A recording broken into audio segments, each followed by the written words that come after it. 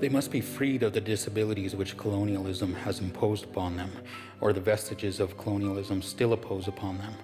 Consequently, what we would refer to vaguely as a national liberation of Indian peoples and the Métis people in Canada cannot be completed until Canada as a whole and the Western world as a whole free themselves of that vicious system which has imposed these conditions.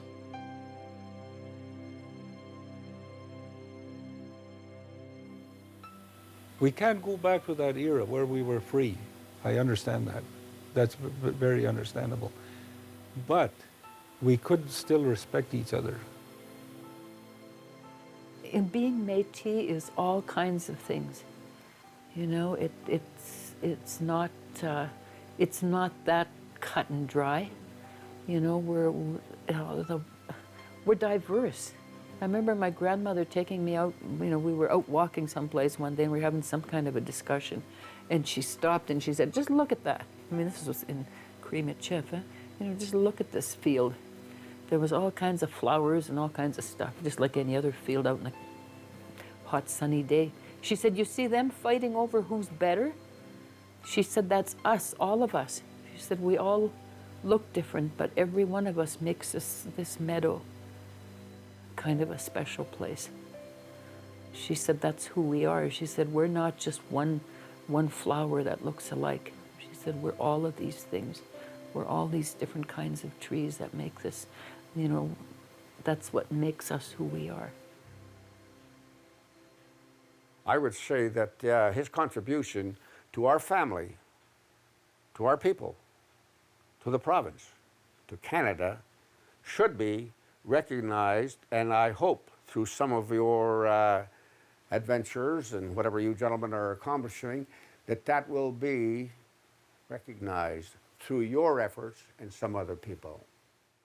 As my knowledge grew of him and his impact on my culture, I started to gain more appreciation for him. I started to value my own education, my formal education, and I started to explore other areas of self-educating myself. I take a lot of pride in that.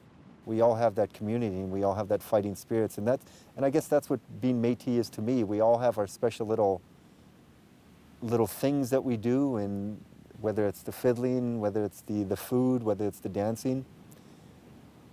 And the one thing that I'm glad that I've noticed that Métis people have, and been on this journey from some of the older people I've met, we all know how to smile and laugh through adversity. And I think that to me is a huge part of being Métis, is that, and I guess that's, you look at the past 400 or 500 years, and some of the places I've been to, like St. Paul, that a lot of people don't realize that a lot of Alberta, when it was Northwest Territories, was just Métis colonies, and that seems to be forgotten and taken away, and through all that adversity, no matter how much was taken away, they're still proud to be Métis. They're still proud to say, "I'm Métis."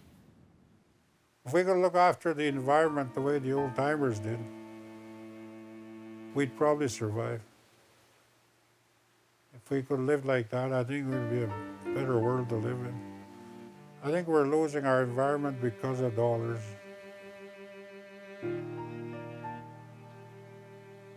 I think that Jim Brady should be remembered as one of our most important political teachers and leader. You know, not in the same way that Malcolm was, because I think he was for me, when we think of the Métis movement, nobody uses those words anymore, but I think of Jim as being the heart of that in a more modern time, just like Gabriel was the heart of it at another time. I would like to, have people remember him as somebody that really was responsible for some really huge changes in the way that Métis, not the way that Métis people live today, but in the things that shaped who we are. The other thing that I would like them to remember is that He was loved very much. He was loved by our family and also his family and his sisters. You know, he has a big family. But my mother loved the man very much. And I remember when he left, and she always said, well, I think he's going to come back. Like, she always waited for him. I think she had her soulmate, and it was hard making that separation. And then when Jim disappeared, about 4 or 5 years after, she said to me, I think I'll see him again when I die.